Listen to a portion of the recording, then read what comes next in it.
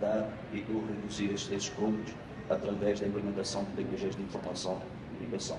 Outro aspecto que nós queremos atacar, de fato, é a integração com as outras administrações ferroviárias vizinhas.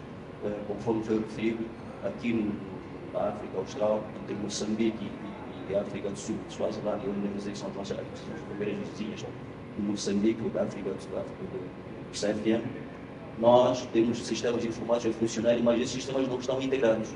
Então é necessário que a gente avance para a integração entre os sistemas para permitir que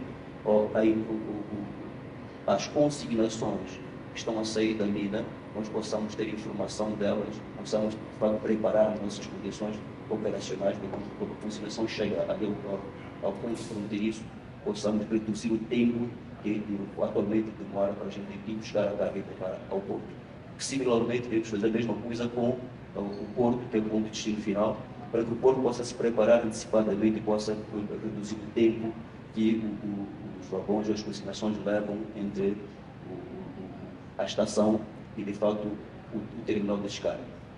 O outro aspecto que queremos fazer, de fato, tem a ver com a melhoria dos sistemas de armazenamento de dados e acesso aos dados, e queremos explorar melhor aquela questão do cloud computing. Portanto, esta é que é, de forma geral, aquilo que é a nossa situação em termos de movimento, como é que nós estamos a andar naquilo que é a era digital. Muito obrigado. Thank you so much. That's a very report on what is happening in CFM. Now, coming to just hatch artificial intelligence, how can the railways use the artificial intelligence to optimize their operations? I noticed when I made the presentation, we get a wide range of things that Thank you for the question. Right, so artificial intelligence, I think if you were broken down into a couple of things, I think artificial intelligence is maybe just the last step in the process. So breaking it down is literally going from the base up, base up in from your data. So if you don't have the information, there's nothing you can do. Well, you can't do it properly. So starting off with the integration points, that's when you ingest all your data to various platforms. And that can be any there's a ton of vectors that you provide those space. And after you curated your information, you've actually got something to work with. It's clean data. Then you can start talking about optimization, analytics, AIs. Now, AI within itself, because everything is bucketed into artificial intelligence nowadays, which is not the case. Not everything is AI. But within AI and machine learning, you've actually got different kinds of buckets. So there's different definitions.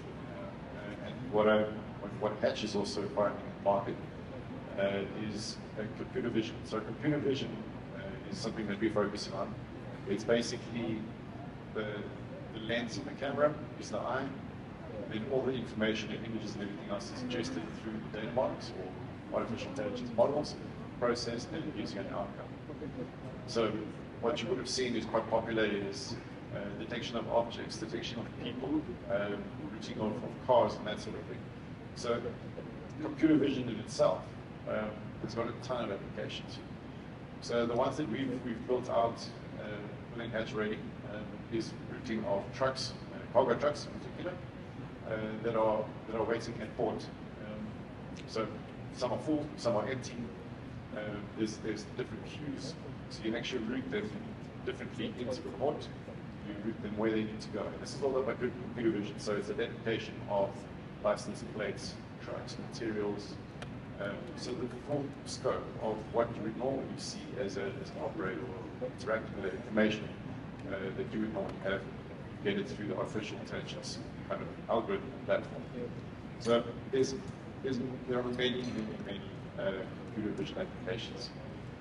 The one that was recently done was also at entry to port, where it's you have RFID tags between when you arrive with the locals at the port and which of the locals are going to take. or should have a tag. So the trick with this is that on the train itself, you'll have different types of material. What you need to do is then you have different volumes. So in the port itself, you need to actually shut the trains, you need to tip them, and it's a logistics nightmare in between, especially if you don't know what's coming.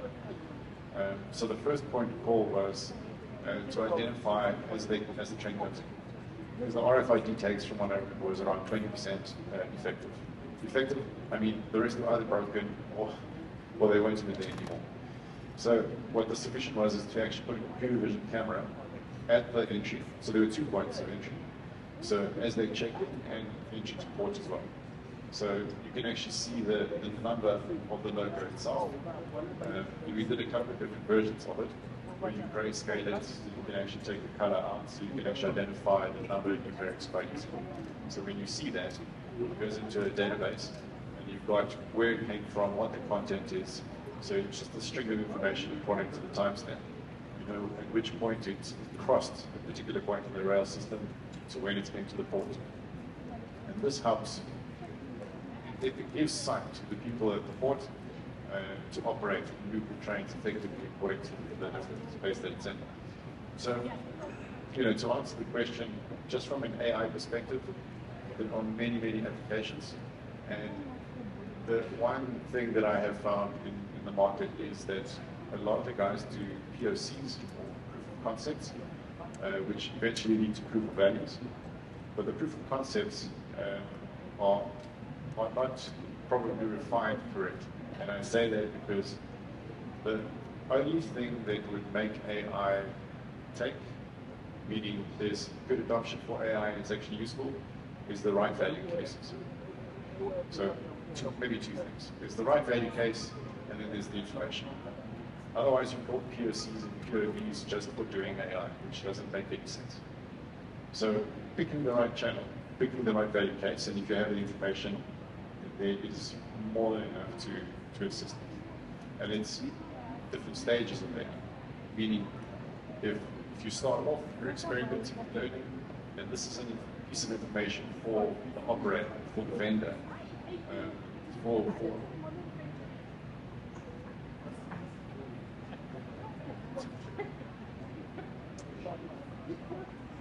Okay, talking too much, obviously. The battery died. So just to finish up, maybe that was someone telling me to stop. So the progressive state of this is information that informs the person or the operator.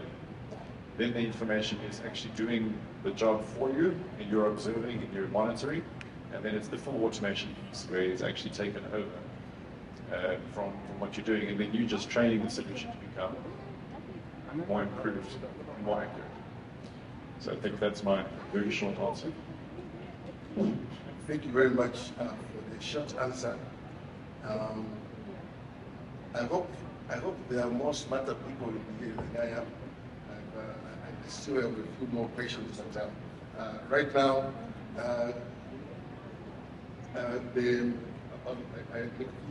Siemens, we've been hearing about digitization. That's the catchword to speak. But how can we realistically kick off a digitization strategy? And what do we need to know in order to get started? Thank you, Bruno. That's a very good question. I think really the most important thing, without getting confused with all these buzzwords and big promises, is really to understand the basics. As with anything, you really need to clearly define your objectives with your digitalization strategy. You can look at quite a few things you can improve, but you really need to zero in on what you want to achieve.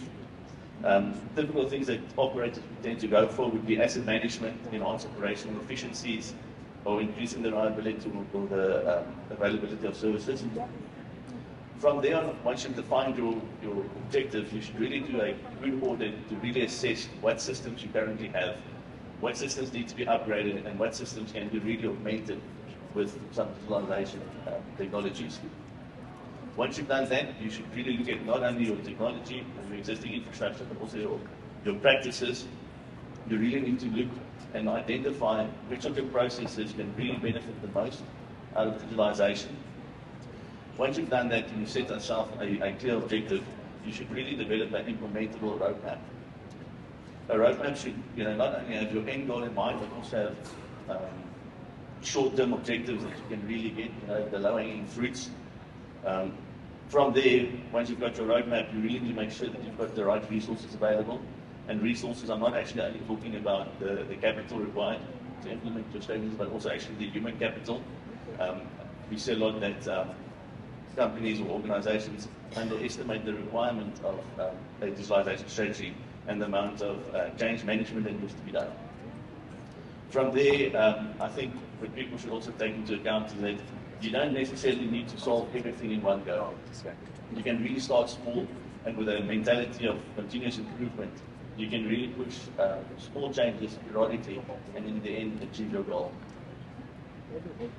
Thank you very much. May I adopt something that just complement as Zivan was mentioning? I mean,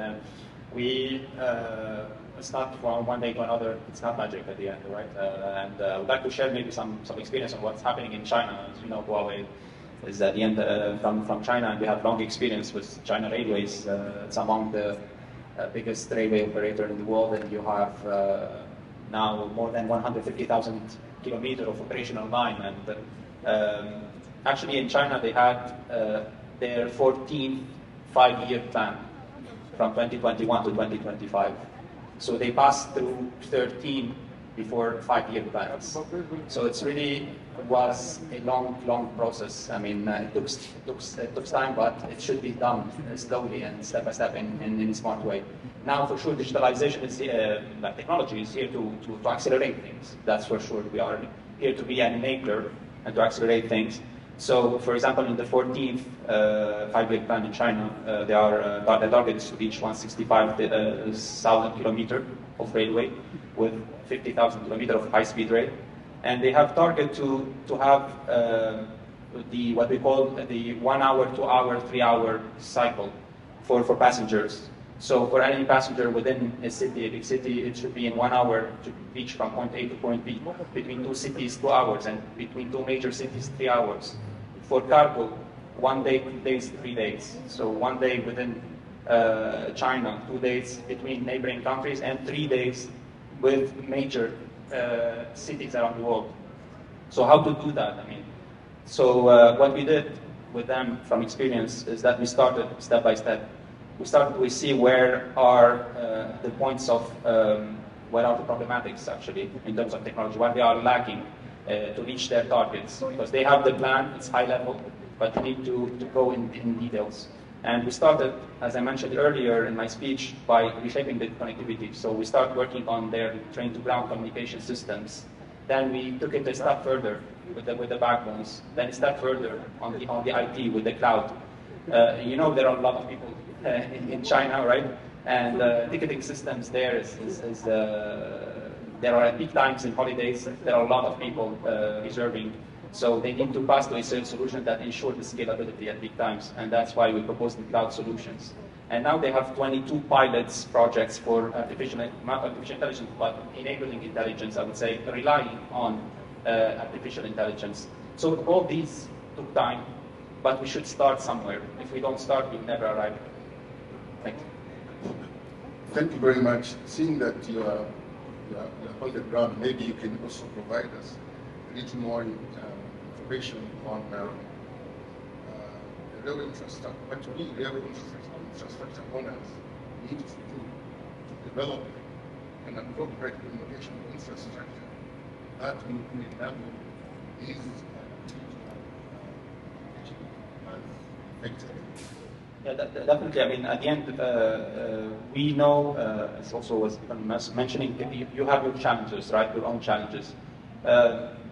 We are an ICT provider. We serve several industries, but each industry has their own challenge. And you, in terms of, we spoke about safety of the operations of the passengers, the operational efficiency, the passenger experience also is becoming a need. Everyone wants to have a good experience in the train. In Europe, they are there, in China, and want to do that the same in Africa. Maybe we are a bit far, but we are on the right track. And I think SARA and all the railway operators, they have the will. And I can see that in our discussions we have, in the visits that SARA had to our offices. We had several discussions in this event. We can see that there is a willingness from all the railway operators to start step by step. And we're already doing that in the CFM. We are already doing that in Angola. We're starting to change the train-to-ground communication. We are trying to enable those railway operators to think bigger. It takes time, but we are doing it step by step together. Thank you so much. Austin, on a similar note, how do we use the Internet of Things in enhancing both cyber security and physical security, considering the breakthrough railway communication, various some of them are writing the question, how do we use the IoT? That's a very interesting question. The digital world in the last, I would say, 10, 15 years has brought lots of innovations. Not what you can hear today.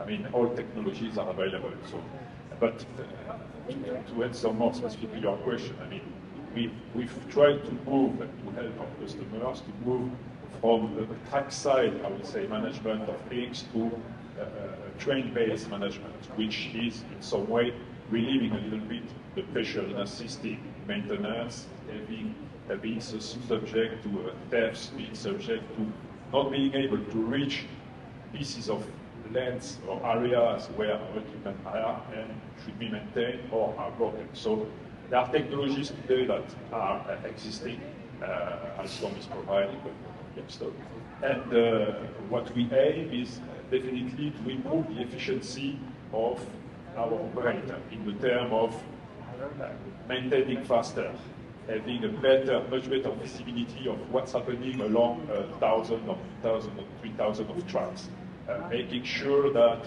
whenever the locomotives or passenger trains are arriving in the depot, we already know what's happening on the train. We already know what are the probability to have an equipment failure on an equipment.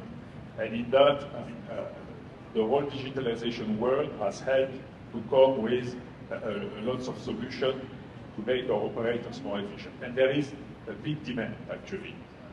But to go back to the root of the things, I mean, this world is changing very, very fast. I've been in the business for more than 30 years. What I'm talking about today, 30 years ago, was not even a dream. We could not even imagine it.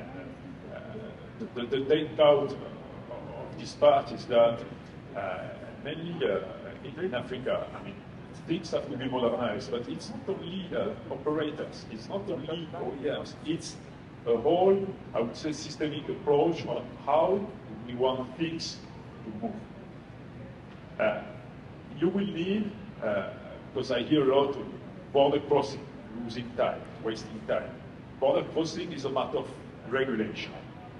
The regulators have to sit together and agree on how we can be much more efficient. And that's one of the cornerstones. Without that, it's going to be extremely difficult, even with the best technology you have, extremely difficult to have something working smoothly. The second one into that is education. The future of work in railway is not going to be in the next 10 years what it's been in the last 10 years. It's something completely different. We can see it as OEM. I mean, today, our business, we build trains, we build turnkey projects, but a big part of our business is switching to software, to artificial intelligence. And that's something that has to be developed concurrently with the evolution of the product and as well the solution. So we are able to provide solutions. I think we need to see that one of the jobs of SARA must be that. It must be to foster the dialogue and the future prospect of what this region wants to develop and wants to do. And we are here to contribute to that. Thank you very much. Now to the academician. Given the challenges of the biggest railways, as I spoke about, the infrastructure being so old, etc., how can the train operators today improve their maintenance regimes with the aid of digitalization and taking into consideration the various challenges that they have? Or is it just a wait and see kind of situation for the railroad? Thank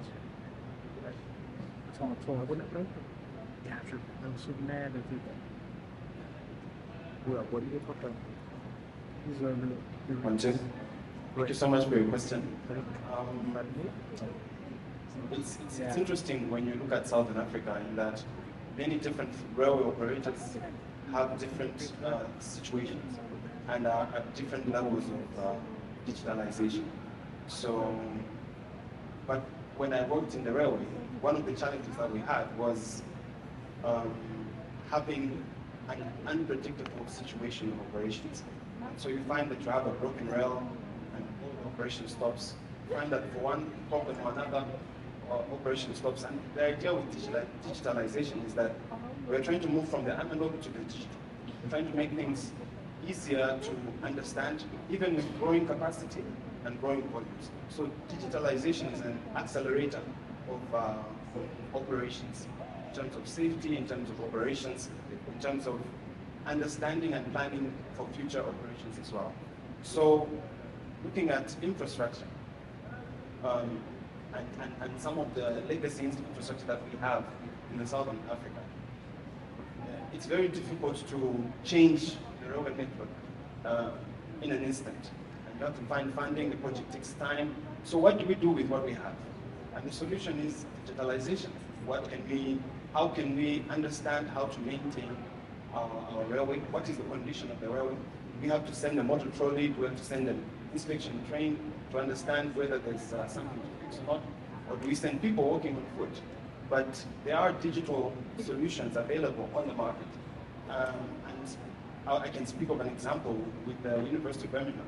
Something that has been introduced is an in-service monitoring equipment, which measures, which can be inserted on the underside of a bogie or a locomotive, and it can understand, it can measure what's happening on the track and understand where there are faults, where there are problems, and advise the engineering teams on what to do and when. So instead of saying there's 500 problems, you can evaluate and use some of the tools and techniques to say, when can we fix this? And do we need to fix this immediately? So there are digital tools that can help to plan maintenance, to predict maintenance, and understand, for example, in terms of speed restrictions, which is one of the challenges that we also have in infrastructure. What kind of speed restrictions do we need? Are these speed restrictions going to help us, or they are very restrictive in terms of our operations? So that is one way in which we can use digitalization to better understand and plan our maintenance. Thank you very much. How much time do I have?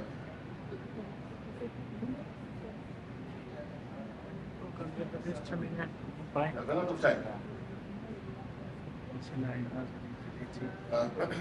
Well, I had several other questions to ask, but in the interest of time, let me try and summarize what we discussed.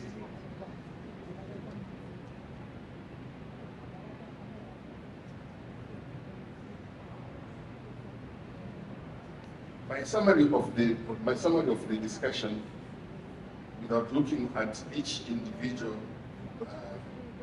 contributor, is that digitization has come and it is here to stay.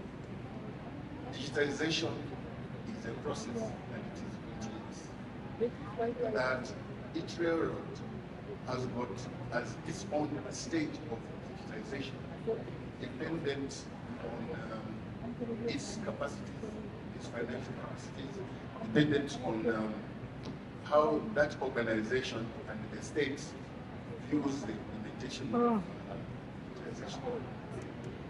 But in order for the improvements to be,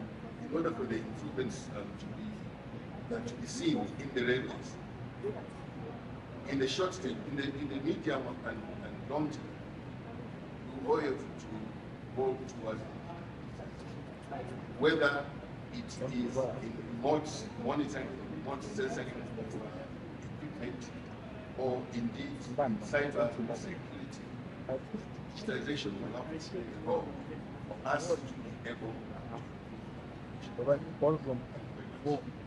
Thank you, Bruna.